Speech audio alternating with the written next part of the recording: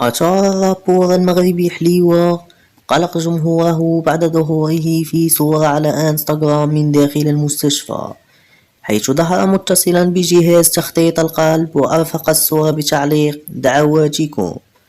في منشور آخر عبر خاصية ستوري كشف حليوة عن معاناته الصحية وتأثيرها الكبير على مسيرته الموسيقية، موضحا أنه يعمل بطاقة لا تتجاوز 10% منذ عودته قبل 4 سنوات، بينما يلغي 90% من العروض والتنقلات بسبب حالته الصحية.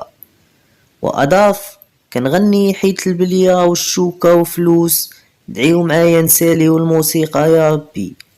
من جهة أخرى، أثار الرابور البيك قلق جمهوره أيضا بعد ظهوره بضمادة طبية على رأسه في صورة من داخل إحدى العيادات الطبية، مما زاد من تساؤلات المتابعين حول حالته الصحية. نتمنى لهما الشفاء العاجل والعودة القوية إلى الساحة الفنية.